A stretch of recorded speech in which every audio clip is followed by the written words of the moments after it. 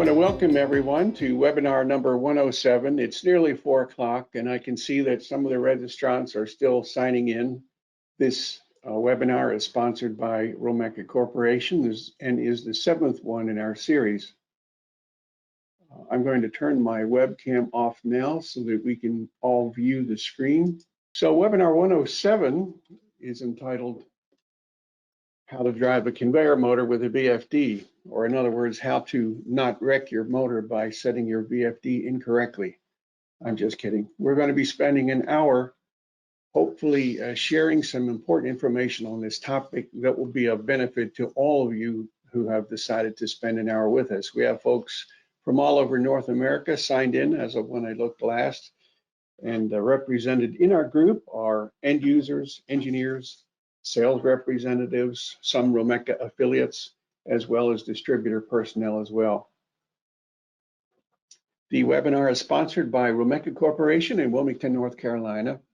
We're a major supplier of motorized pulleys for the U.S. materials handling market, and we're part of the International Romeca Group with affiliates in 24 countries around the world. My co-presenters today are Brian Vrablik, Zach Lehman, and Jeremy Campbell, all of Romeca. And today we have a special guest, Rick Embry of Embry Automation and Controls. Rick is essentially a VFD expert, and he's agreed to help us should we have any questions which are too difficult for us to answer. I would like to think that we're conveyor drive experts here at Romeca, but we certainly are not VFD experts.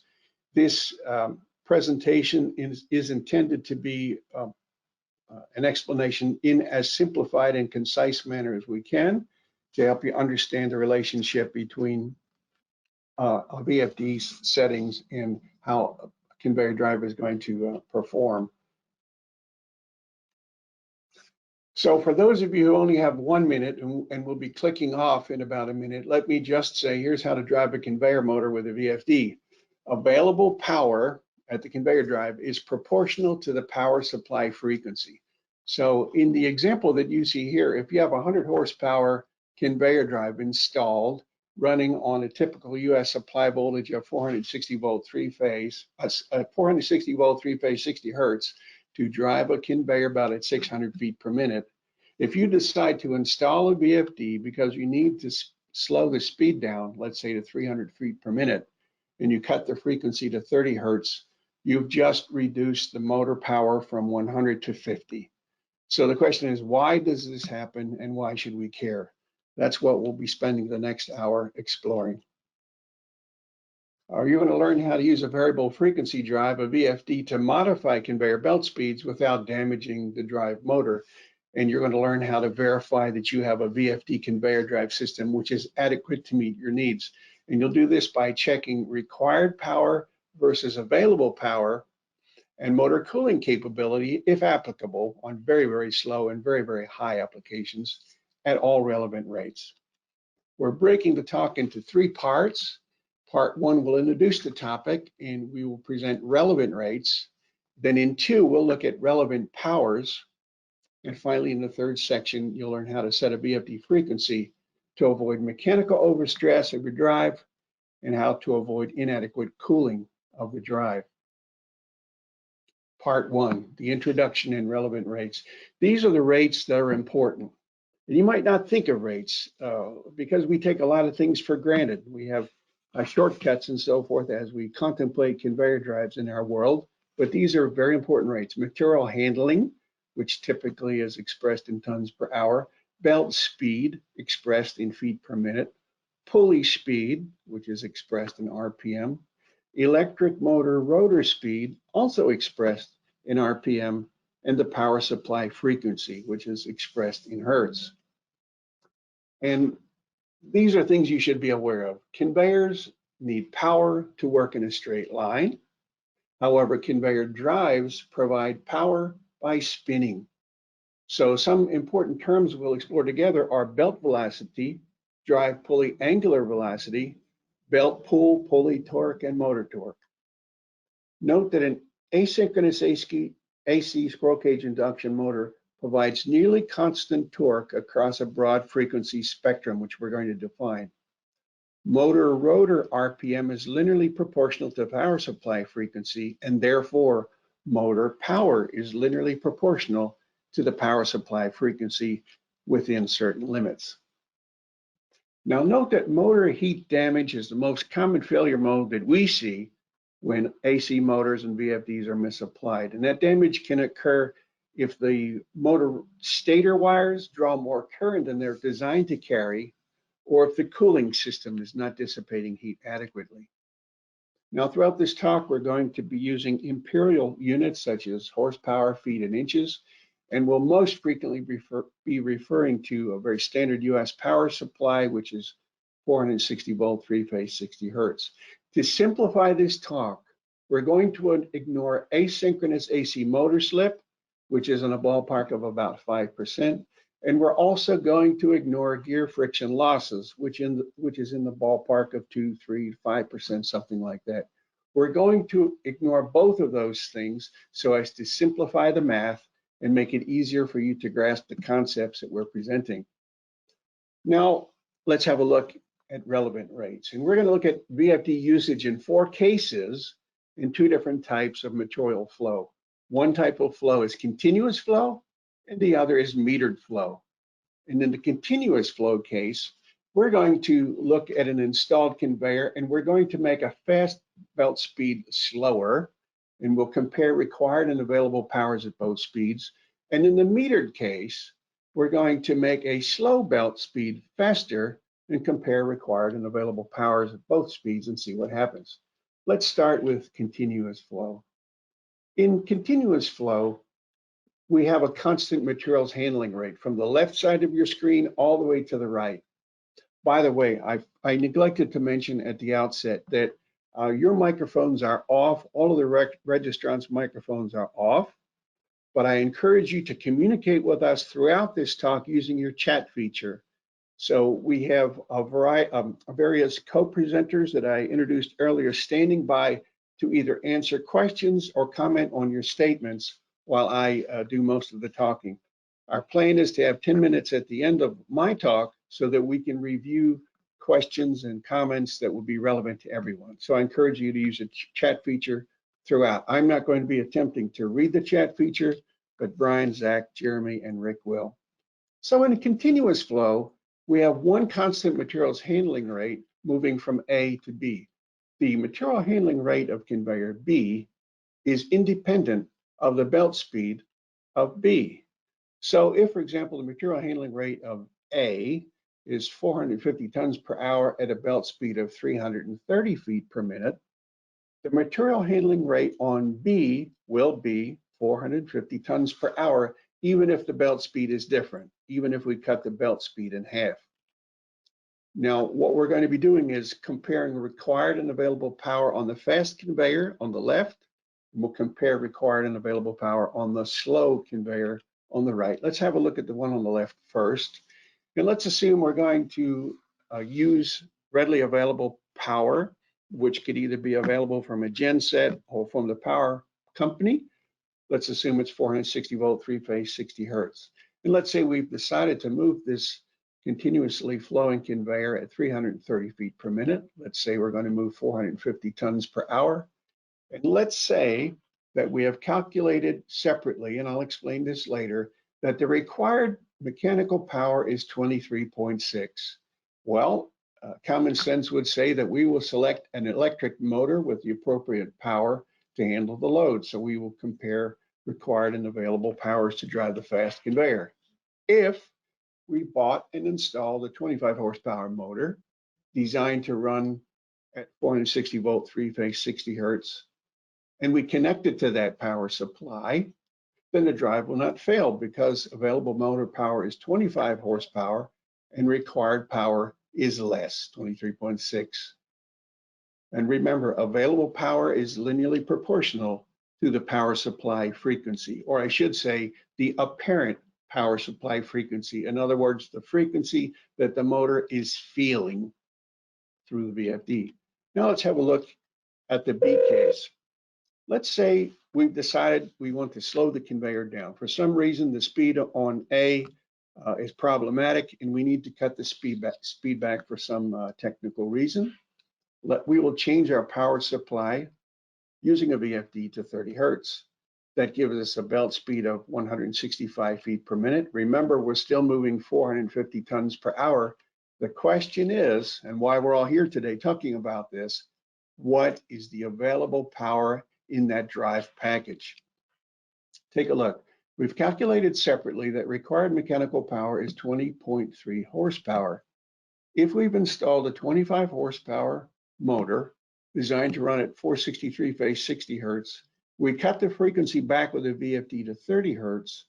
The actual available motor power is only 12.5. Therefore, we will have a failure. Required mechanical power of 20.3 exceeds the available power. And as I said before a couple of times, available power is linearly proportional to the power supply frequency. Now let's turn our attention to the metered flow case, unrestricted meter flow, and that just means that the hopper can provide as many tons per hour as we demand of it. Materials handling rate of a conveyor is linearly proportional to the belt speed in the case of metered flow. So the conveyor A case on the left, let's say if we're moving 400 tons per hour at a belt speed of 50 feet per minute, if we speed up the conveyor, as in the B case, to 100 feet per minute, our material handling rate will be 800 tons per hour. So that's a distinct difference between continuous flow and metered flow. We need to check available and required power on both the slow conveyor and the fast conveyor. Let's have a look at conveyor A first. Let's say we're going to set the system to run on 460 volt, 3-phase, 60 hertz. Let's say we've selected a belt speed of 50 feet per minute, which is quite common in a hopper feeder conveyor. And let's say we are moving 400 tons per hour at that belt speed with that belt width, handling whatever that material may be. Now we've calculated separately that required mechanical power to do what I just described is 15.4 horsepower. So common sense would say if we install a 20 horsepower designed to run at 460 volt, 3-phase, 60 hertz, all should be well. And in fact, it is designed to run on 463 phase 60 hertz. That's the power supply frequency that it feels, if you will. And the drive does not fail because 20 horsepower exceeds the requirement of 15.4. Now in the B case, if for some reason we need to increase our materials handling rate to 800 tons per hour and we want to speed up the belt to, let's say, 100 feet per minute, we would be tempted to set the VFD setting at 120 hertz. Question is, what electric motor power is available? Is this possible? In fact, it is not possible. We've calculated separately that required mechanical power is 29.9 horsepower. If that motor that we installed is 20 horsepower designed to run at 463 phase 60 hertz, and we try to crank up the frequency in the VFD to 120, it's impossible. The actual available motor power will be 20 horsepower, and of course 29.9 required horsepower exceeds the 20. Available power is not linearly proportional to the power supply frequency in this example, and we'll explain why later. Now, a conveyor drive system must be signed correctly for all relevant rates, as I've already said, and your drive system manufacturer can help with that decision. Simply installing a VFD to change belt speed could be problematic, and of course, we encourage you to contact your conveyor drive supplier or your VFD supplier. And so this is an easy way of helping you remember what we're faced with. Do you have a race car? In other words, is what was originally installed a race car with low torque and high speed, but now you need a truck, which is a high torque, low speed proposition? Or have you installed a truck and now you need a race car? As we go through these slides together, some of these questions will become clear. The answers to the questions will become clear. Let's turn our attention to relevant powers. Relevant powers. Now, power is the rate of doing work. As the drive converts electrical power into mechanical power, heat is a natural byproduct. What are the 5 powers to keep in mind? As I've already said several times, required mechanical power in horsepower can be calculated. Electric power supply, which is specified with those 3 numbers, 460 volt, 3-phase, 60 hertz. Installed electric motor power, which of course is going to be what you see on your data plate. That's what you've purchased in horsepower. And then selected electric power supply. That is to say, what the motor feels once you make a change with your VFD. And finally, fifthly, available electric motor power. What is actually available? This is why we're all here. We're trying to avoid the situation on the right.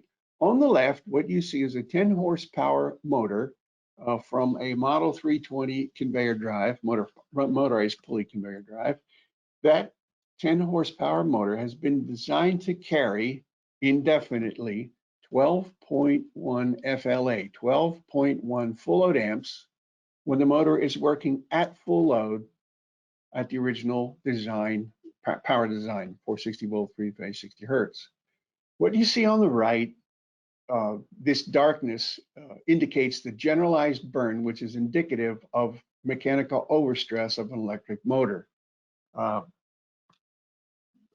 When a burn motor has distinctive marks depending upon what it was stressed by. A voltage spike would look different from this, but this has a definite characteristic of an overstress, meaning this particular motor burned when required power exceeded available power. Here are some facts that you should be aware of when you're considering an AC squirrel cage induction motor to drive a conveyor.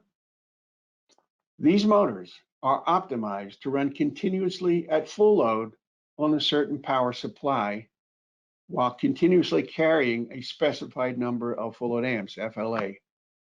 They're designed, the wire size, the lacquer, the insulation material, etc., designed to do that.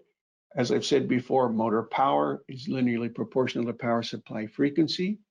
Note, if you don't already know it, let me tell you that AC squirrel cage induction motors have no inherent ability to protect themselves from current overload. That's why external overcurrent protection is necessary. Current overload damage may occur when required power exceeds available power and external overcurrent protection is not working. That's what happened in the burn motor I showed previously. Notice, we're coming into this in more detail in a couple of minutes, current flow is proportional to the power which is required from the motor. If the motor is overloaded, then heat from excess current can burn the motor. Note also, in rarer cases, but it's still possible, if the motor cooling system is compromised and cannot dissipate stator heat, that can also cause the motor to burn, even if mechanical stress is not very high. Now let's define some terms as we work toward a definition and an explanation of AC motor rotor RPM. On the left, you'll see the definition of a hertz. 1 hertz is defined as 1 cycle per second of an AC power supply. So as our current goes from neutral to positive, down through neutral again to negative and to positive, that is 1 cycle. So 1 hertz is 1 full cycle per second. So when we talk about the typical US power supply of 60 hertz, that means the AC alternating frequency is 60 cycles per second. 60 hertz is 60 cycles per second. So if we continue with the US power supply of 60 hertz, and we look at the simplified drawing of an AC squirrel cage induction motor, notice that we have pictured for you here a 2-pole stator on the outside, which is stationary, hence the name, and a 2-pole rotor, which rotates. Notice that I've indicated with symbols positive and negative poles to show that it is a 2-pole device. Now, what happens when current flows in the stator? As 60 hertz current flows through the stator at 60 cycles per second, magnetic flux forces the rotor to turn 1 revolution per cycle. A 2-pole motor will make 1 revolution of the rotor per cycle. So at 60 hertz, the motor will rotate 60 revolutions per second. Therefore, a 2-pole motor, the synchronous speed of a 2-pole motor is 60 times 60 or 3,600 RPM. As I said earlier, we're going to ignore motor slip. In actual fact, this asynchronous motor will not be at 3,600 RPM, but just stick with me so we can deal in round numbers. Let's have a look at what that motor does when we change the power supply frequency with a VFD to 30 Hertz. At 30 Hertz, current flows through the stator as before, except that it's going to be flowing at 30 cycles per second. Now the flux is going to force the rotor to turn 1 rev per cycle. And at 30 Hertz, the rotor will rotate 30 revolutions per second. See how easy the math is? We can calculate the motor rotor RPM, which is rotations per minute or revs per minute, simply by multiplying by 60 seconds per minute. 30 times 60, 1800. Now let's have a look at a 60 Hertz power supply. Once again, 60 Hertz, no VFD is involved, but I want to depict for you a 4-pole motor. You can see the symbols here, 2 positive and 2 negative poles in the stator and 4 poles shown in the rotor. Notice on a 4-pole, as 60 Hertz current flows through the stator at 60 cycles per second, the rotor will only make a half of a revolution per cycle. So that means it'll make 30 revolutions per second. 30 times 60 is 1800 RPM. So a 4-pole on 60 Hertz will have the same RPM as a 2-pole on 30 Hertz. And let's conclude the discussion on motors by looking at 60 Hertz and an 8-pole motor.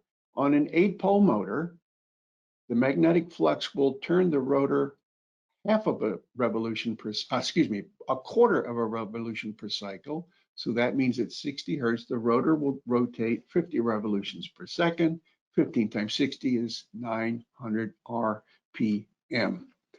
Now, a couple of simplified physics definitions. First, we define work.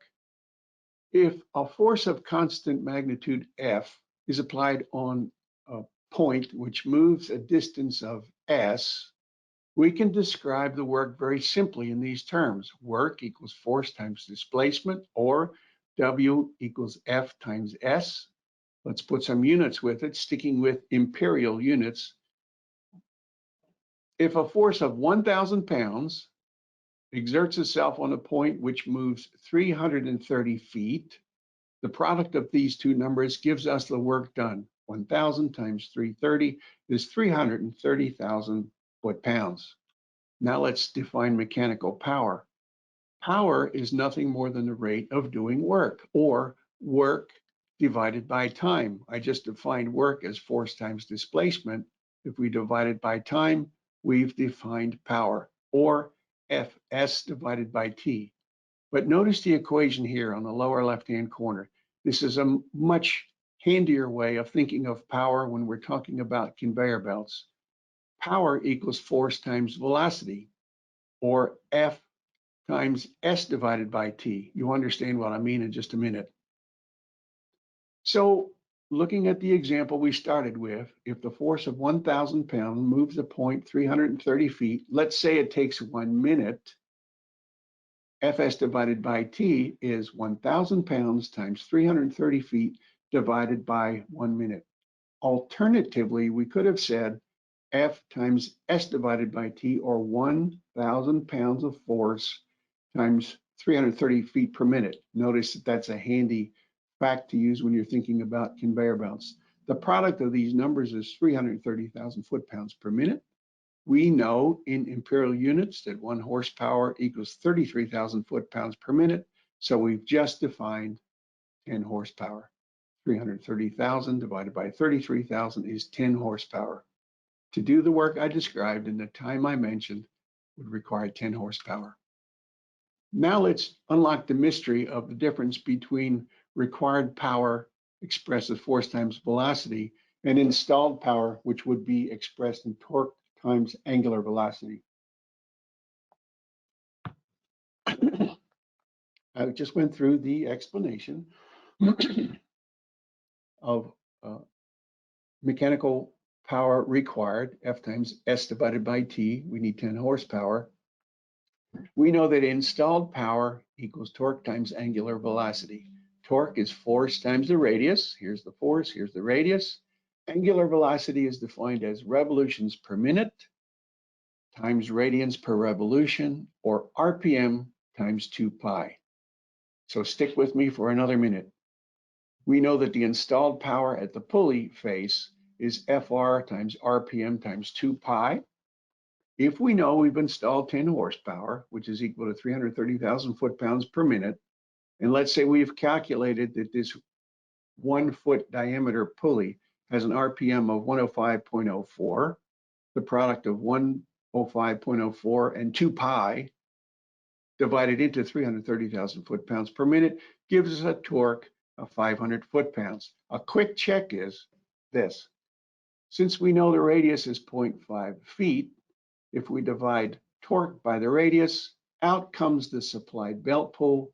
Lo and behold, 500 foot-pounds divided by 0.5 feet is 1,000 pounds. So we require 1,000 pounds of belt pull, and this spinning device has supplied 1,000 pounds of belt pull. Now let's look at a real-world example. This is an example using a TEFC motor, totally enclosed fan-cooled motor. Let's say we've calculated separately that required power at the drive pulley is 10 horsepower, and let's say we've decided to run the conveyor belt at 330 feet per minute. It would be sensible for us to install a TEFC motor that looks something like this. Notice that we have a shroud enclosing the cooling fan, which is in here, and you can see the cooling fins. I'll explain more of the components later, but the fan and fins are there to cool the stator. If we know the circumference of the pulley and we know the belt speed divided by circumference gives us the RPM 105.04. If we decided that our 10 horsepower motor was going to be a 2-pole, well, we know it's going to have an RPM of 3,600. How do we figure out the speed reducer needed? Simply 3,600 divided by 105.04. The reduction required is 34.3 to 1. Now let's look at exactly the same thing, except rather than a TEFC motor, look at a motorized pulley, which is an oil-cooled device. Well, just as before, we have a pulley shell, same diameter, let's say, a motor, very similar, gearbox, very similar. But in this case, we have the all-important oil, which lubricates the mechanical parts and cools the motor continuously. So looking at the example I gave previously, except by considering a motorized pulley, let's say we know that required mechanical power at the face is 10 horse. We stick in a 10 horse motor. We know the revs required are 105.04. If it's a 2-pole, it's 3,600. Gear reduction is exactly the same as I showed for an exposed drive system. Now let's have a look and see the relationship between mechanical power, which is something which is a belt moving in a straight line, and installed power, which is something that's spinning. Let's say we know we need 10 horsepower. We know power equals torque times angular velocity. And as I showed you earlier, power divided by angular velocity gives us the pulley torque. Pulley torque is 500 foot-pounds. I mentioned that a second time because now let's have a look at the installed electric power, and we'll use a 2-pole motor as an example. If we know that this motor is a 10-horse motor providing 330,000 foot-pounds per minute, we can easily calculate its angular velocity. It's just the product of 3,600 and 2 pi. We know that the motor torque is 14.59 foot-pounds. Simple math. Now let's have a look at the gear reduction and compare these torques. Earlier I said the reduction would need to be 34.3 to 1. If we multiply 34.3 to 14.59 foot-pounds available at the rotor shaft, 14.59 times 34.3 gives us 500 foot-pounds at the pulley face. Stick with me, I'm going somewhere with this. As we explore a 4-pole motor, which, as I said earlier, rotates at 1,800 RPM, the angular velocity of it is the product of 1,800 and 2 pi. Well, a 10 horsepower motor divided by this angular velocity tells us that the motor torque is 29.18. 29.18. Let's make sure that the math works out. 29.18 times a gear reduction of 17.14 to 1 gives us the torque at the pulley face that is required. Now, I've mentioned quite a few times already that we need to calculate required mechanical power. We're not going to explain how to do it in this webinar. However, I can tell you we have several video tutorials available on our YouTube channel as well as our website, which explain how to calculate required belt pull in unit handling applications. And just remember that required power always equals force times velocity, or belt pull times belt speed. And we also have software and videos available to help operators and designers of bulk handling equipment. We use the CEMA historical method to calculate required belt pull, and that allows us to know what pull is required to overcome friction and gravity and momentum in what you might call a more complicated conveyor system. And that's presented in webinar 102. A full hour was spent on calculating tensions in a conveyor such as this. So looking for one more minute at that particular conveyor, TE is the CEMA recognized standard term for required belt pull. It actually stands for effective tension. If we calculate using whatever software we want, that required belt pull is 1,000 pounds and selected belt speed is 300, I've already told you that the conversion is simple to convert that into a mechanical requirement of 10 horsepower. So once we've done that, we select an electric motor to provide enough mechanical power at whatever power supply we're working with. Now, it's essential that each conveyor drive system be selected correctly. So what motor and reducer combination best yields 1,000 pounds of belt pull at 330 feet per minute? In other words, 500 foot-pounds at 105 RPM. I'm saying all of this just to let you know that your drive system manufacturer can help you with that decision. Once again, do you have a race car and now you need to turn it into a truck, or vice versa? Our company has a variety of motorized pulley models and powers and speeds available. And in actual fact, we have motors that are made in 2-pole, 4-pole, 6-pole, 8-pole, and 12-pole. And we have pulley speeds from as slow as 7 RPM to as fast as 452 RPM. Our staff, of course, is standing by to help you with any selections you might need to make. Now let's look at the last third, the final section of our webinar. How do we set VFD frequency correctly?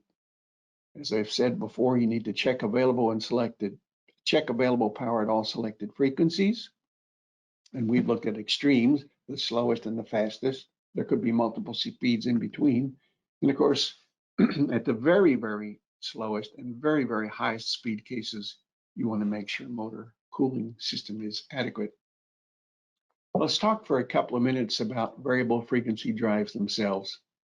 Sensorless vector VFDs are very common today, and some of the brand names you might be acquainted with are flux vector or direct torque control, but the generic term is sensorless vector VFDs. Those particular VFDs may be set to run in the old-fashioned or the straightforward volts to hertz mode, or they may be set to vector mode, which I'll explain in a minute. A VFD electronically modulates the supply voltage and the frequency to the motor. I like to say it fools the motor into thinking that it's actually connected to something different than it really is. A VFD is going to vary the belt speed by changing the power supply frequency. Not all, but many VFDs can even enable a 3-phase motor to run on a single-phase power supply. Now, let's look at this one slide together and go through the term of pulse width modulation. This is the secret sauce in how VFD works, how a VFD would work. A VFD electronically modulates the power supply voltage as a series of on-off pulses to simulate a variety of frequencies. So in this graph you see here, you see in blue rectangular pulses. Some are wider, some are more narrow. and they're spaced at a certain sequence. Notice that these pulses control the average AC current, which is flowing in the conductor at the selected frequency. This red is intended to depict the flow of current going from neutral to positive, back through neutral to negative, and back to positive, back to neutral.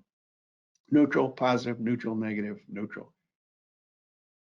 A VFD will provide a sinusoidal-like waveform of AC by doing what I just said, doing the on-off pulses. In vector mode, a VFD algorithm calculates motor slip and magnetization current to move the breakdown torque knee so as to allow the motor to run at full torque throughout the speed range of the motor. If you forget everything I said, just realize that in vector mode, a VFD can more or less let you have constant torque from the very lowest frequencies up to the operating frequency that the motor was designed for.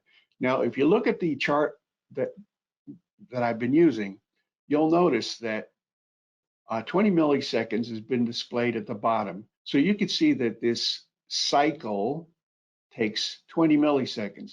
This happens to be how long one cycle would take in a 50 hertz supply.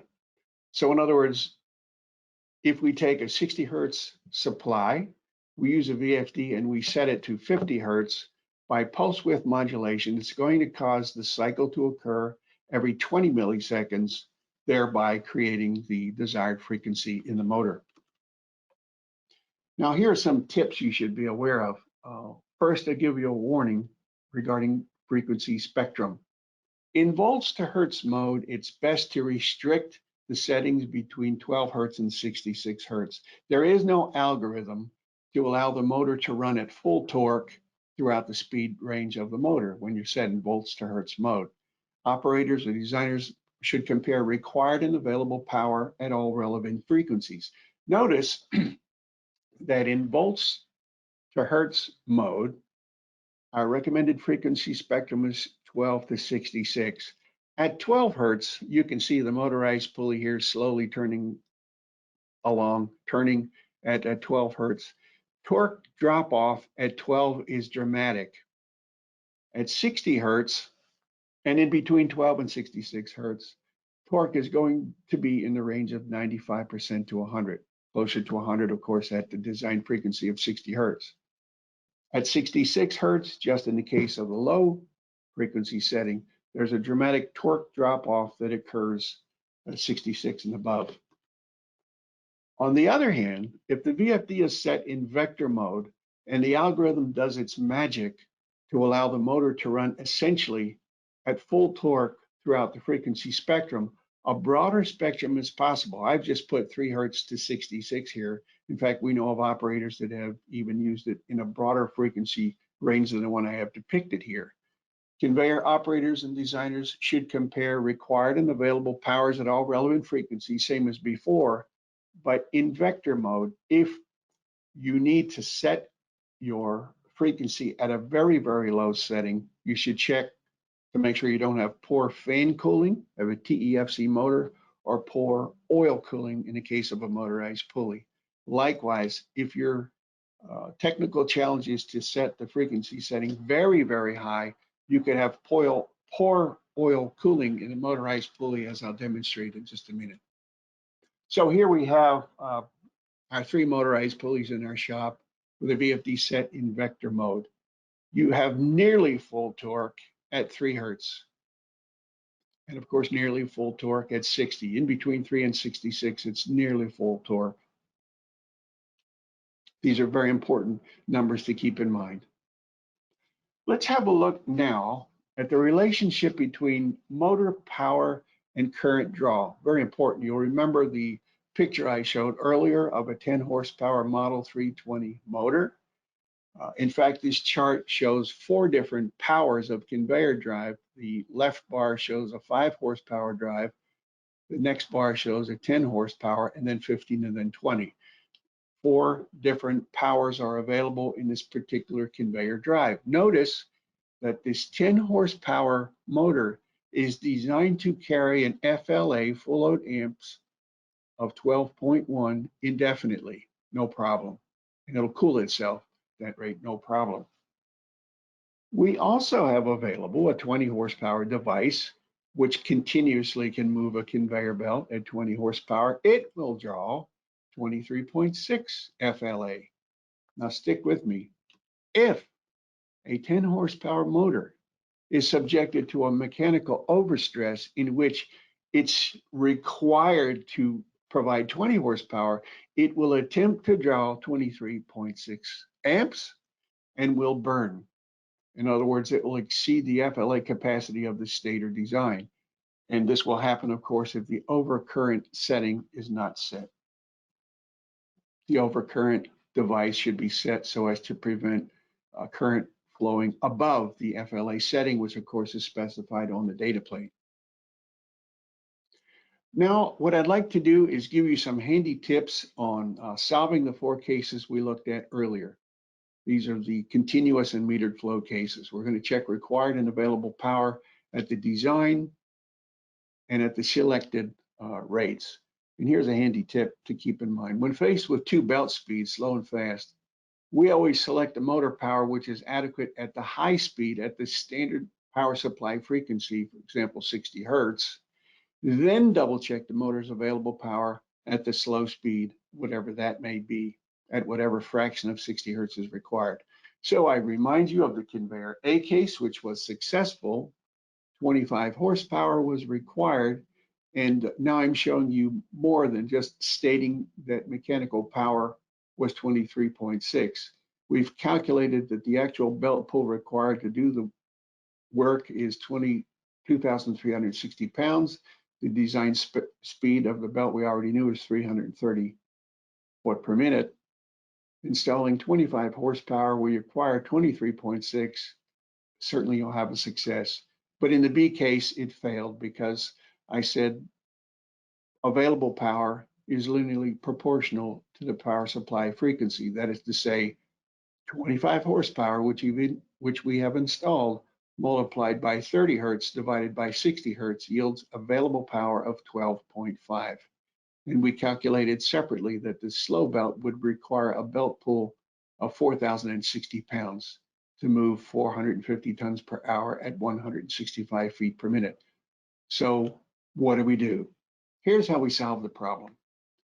We are going to work with the B case first, and we know we require 20.3 horsepower, so we'll install a 50 horse designed to run at 463 phase 60 hertz. And we're going to crank the frequency down to 30 hertz to yield 165 feet per minute. 50 horsepower times 30 hertz divided by 60 hertz yields an available power of 25 horsepower. Therefore, we have a success. 25 horsepower is higher than 20.3. We need to go back and double check A, having that same 50 horsepower motor installed on a 460 volt 3-phase 60 hertz power supply gives us 50 horsepower at that frequency, and therefore the available power exceeds required power. Now let's have a quick look at the metered flow case. We calculated an enormous belt pull of 10,164 pounds to do the work we require, moving the drive at 50 feet per minute. We need 15.4 horsepower. If we install a 20 horse at 460 volt 3-phase 60 hertz, and as an example, we're going to call it an 8-pole motor with a 2-foot diameter pulley, we have available 20 horsepower, which exceeds 15.4. However, when I said it was impossible to drive this motor in the fast case at 120 hertz, watch what happens. Required belt pull is nearly 10,000 pounds, so we have and the belt speed is twice, so required power is 29.9. The installed electrical power is 20 horsepower designed to run at 463 phase 60 hertz.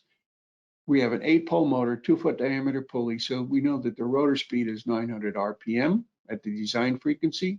Gear reduction is 113 to 1, and the rotor torque is 116.7 foot-pounds. Watch this. We installed a motor with a nameplate that said 20 horsepower. The rotor torque is 116.7 foot-pounds. If we attempt to combine that torque with an angular velocity which is twice as high as before, 120 divided by 60 times 200 times 900 RPM times 2 pi. This would imply that we have a 40 horsepower motor installed. However, we don't, because a 20 horsepower motor is incapable of carrying the current required to provide 40 horsepower. That's why it would burn. What do? To solve the problem, we install 40 horsepower designed to run at 463 phase 60 hertz. We run it at that power supply frequency, and 40 horse is more than enough. And we go back and double check to get half the speed. We reduce the frequency to 30 hertz, and that drops the available power to 20 horsepower. 20 is higher than 15.4. Whereas in the first continuous flow case, the low speed case dictated the motor selection, but in the metered flow, the high speed case dictated the motor selection. So here's a quick summary. In continuous flow, we had 25 horsepower installed, which exceeded 23.6 to provide 330 feet per minute at 60 hertz. We cut the available power in half when we reduced the frequency to 30 hertz. That was a failure. The solution was installing 50 horsepower to run on 30 hertz to provide 25 horsepower. And going back and check, we see that we have more than adequate power to run at the faster speed. Likewise, in the metered conveyor case, we knew that 120 hertz was impossible. And so in this case, we selected a 40 horsepower to run at 100 feet per minute on 60 hertz, went back and double checked it at half the belt speed or half the frequency, and we have more than enough power. So once again, I draw to your attention, you have a low torque, high speed drive, and now you need a high torque, slow speed, or vice versa. That is in the hands of the designer and the operator. So now let's conclude our talk by looking at motor cooling. This is a short segment. TEFC motors working in conjunction with exposed gear reducers are one way of driving a conveyor, and a hermetically sealed oil-cooled motorized pulley is another way of driving a conveyor. I showed you that the motors are essentially the same, gearboxes are the same, pulleys are the same.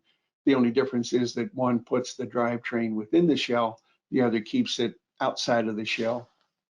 And all of these drives, regardless of the design, can dissipate stator heat effectively through a very long range of conveyor belt speeds. And typical ones would be 50 feet per minute, 300 feet per minute, 2,000 feet per minute, and so forth. And here's a handy tip. When you're faced with very, very slow or very, very high belt speeds, it's best to check with the motor manufacturer to verify that cooling will take place. For example, if you are challenged to move a belt at 1 foot per minute, you better check with the maker of the drive to make sure it's going to cool itself. Or if you have some impossibly fast speed for some reason, maybe it's not a belt, but something else that needs to go incredibly fast, you need to check with the motor manufacturer. TEFC motors, in the case of them, rotor RPM is the all-important statistic, and for motorized pulleys, pulley RPM is the important thing to keep in mind. So now we revisit a TEFC motor. Here you see the TEFC motor, some sort of a reducer, and here's the drive pulley. And this little animation shows that within the shroud, we have a fan designed to blow ambient air across the cooling fins, which radiate the stator heat into the air. And looking at this illustration, this could depict a motor that's designed to run at a certain frequency, and the designer expects that a certain CFM, cubic feet per minute of ambient air, will be drawn across the fins. If the user of the motor installs a VFD and cuts the speed back, maybe you have a 12-pole motor, which is going to be a very, very slow rotor to begin with, and you cut it back to 2 hertz, your fan may not be spinning at a fast enough RPM to provide the CFM that the cooling fins require to radiate the heat into the atmosphere. And then we turn our attention finally to a motorized pulley. The motorized pulley cools itself not by drawing ambient air across anything, but by pouring the internal oil over the stator. The oil is carried up by drip lips on the inside of the pulley shell. The oil pours continuously onto the stator to pull the heat, draw it down into the pool of oil in the bottom of the pulley shell to transfer the heat from the stator through the shell and into the belt. We use the belt as an independent heat sink. So concluding on some illustrations, let's imagine we have a motorized pulley designed at a certain pulley RPM. If the operator were to set the VFD frequency setting too slow, it's possible that there would not be enough oil to cool the stator. In fact, we have a case where one of our customers needed to run at 2 hertz. And so an external source of air was required to blow air across the face of the pulley, meaning the internal oil cooling was inadequate. And look at this, if the pulley RPM is too fast, centrifugal force will put the oil against the inside of the pulley face, keeping it away from the stator and rendering it, let's say, useless to be a cooling medium. So in the last 50 minutes, we've gone through how to drive a conveyor motor with a VFD, exploring relevant rates, relevant powers, and then discussing how to set VFD frequency correctly using a variety of examples. And that brings us to the conclusion of the talk. And at this point, I can turn over the microphone to Brian or Zach or Rick, anyone who might have a comment or a question that was given to us by one of the registrants as I was speaking. Do you have anything? Yeah, thanks, Mike. Appreciate the good content. Of course, we've talked about this between ourselves. This is some pretty heady content, so we're available for questions. Please, if anybody has questions, you can use the questions tab there on the dashboard to type some questions, and we'll do our best to answer them. There were only 2 questions that came in, maybe not surprisingly, because this is, again, pretty heady stuff. The bottom line is that very first slide, which if we'll post this to our YouTube channel and upload all the links to our website, so you'll be able to get access to this in the future. But that first slide really tells the story of, horsepower is proportional to frequency. The one question that we got, though, I think it's a very good one, is it possible to increase the motor speed to 200%? And Mike or Rick, one of you can speak to that, I guess. Well, I'm going to say a quick answer, and then I'll turn it over to Rick because he's a VFD expert. Yes, it's possible, but just because it's possible doesn't mean it's a good idea. Okay, it's possible, but not necessarily a good idea. And Rick, did you want to comment with the technical caveat that would go along with that? Sure. So I was going to say the same thing. I mean, most VFDs will let you go to even well over 200%, which would be 120, up to, there is a limitation on most of them to less than 300 hertz. But the problem is you're going to run into limitations of the motor and the cooling and all that stuff. So what I'll say is, when you're sizing a VFD and you need to know how fast and you want to go faster than nameplate, you need to check the specs on the motor and make sure, and the gearbox, and make sure you're not going to overspeed anything according to the manufacturer specifications. And we stand at the ready to assist anyone who may have a question, no matter how insignificant you may think it may be. We are delighted to help anyone and everyone. And Rick has been our go-to guy for, I think, 12 years now. Rick has been the VFD expert that we've called upon when, let's say, actually several of our customers have had certain questions and certain requirements. Rick has been the go-to guy to help us do load sharing. We know how to build drives. We know how to do the applications engineering to size the drives, even at a variety of speeds. But we are not VFD people, and so that's why we asked Rick to help us with this. And I would encourage any of you that have VFD questions to avail yourselves of his expertise. And as a matter of fact, I could just mention that we've kind of done it backwards. All the other webinars except for this one, we recorded them and then posted them to our YouTube channel. This one we actually posted to the YouTube channel early, and I did it about 2 weeks ago. It was 3 different segments, the one on rates, the one on powers, and then how to set the frequency and so forth. And already hundreds of people have viewed that.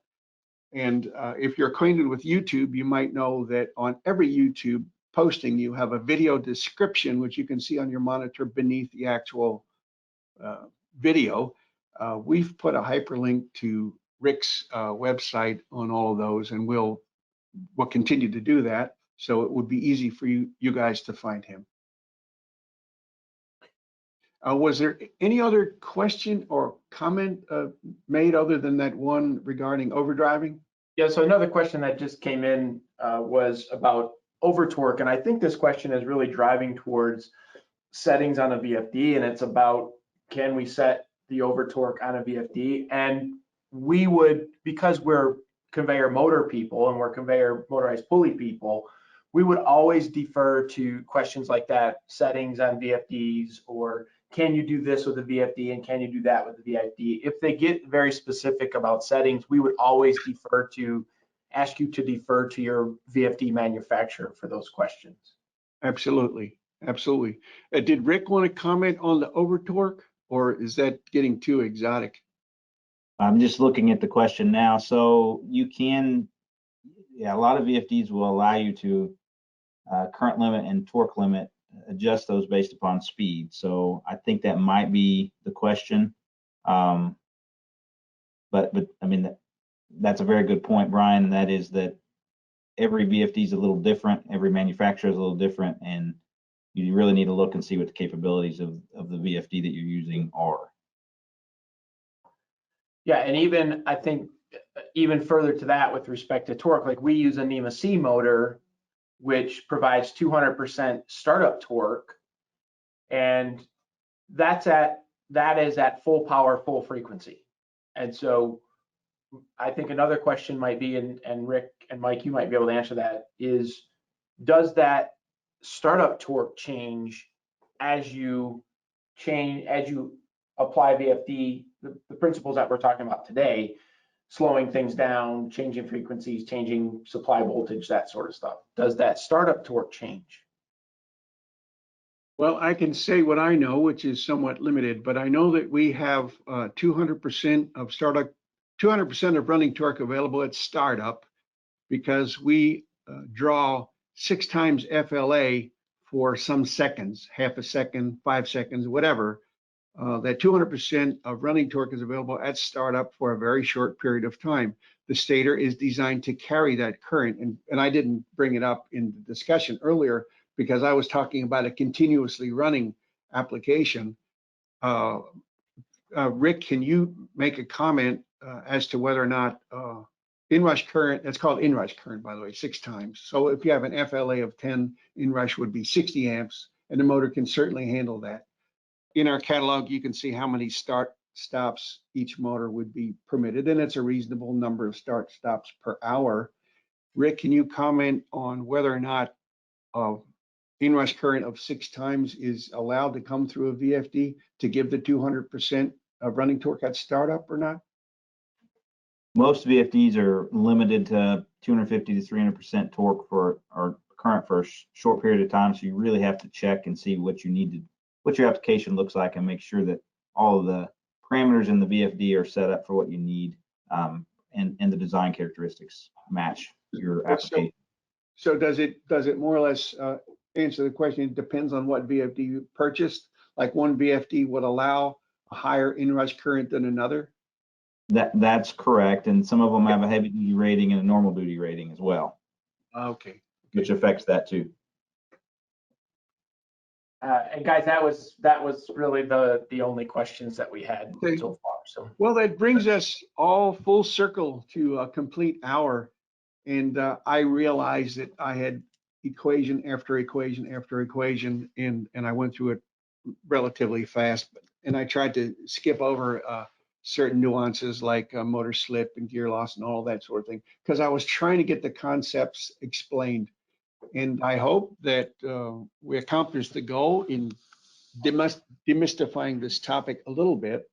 And if any of you have any questions at any time about this, feel free to send us an email and we'd be happy to respond to it. So I want to thank everyone for your attention. And in closing, I just want to draw your attention to our YouTube channel where we have, what's the number now, Brian? 85 videos similar to this? About right. That's about right. 85 videos on design and maintenance of conveyor drives. And our YouTube channel and our website are connected. So if you go to the website, you can avail yourselves of the same sort of thing. And we would, of course, encourage everyone to subscribe to our YouTube channel so we can keep you up to date.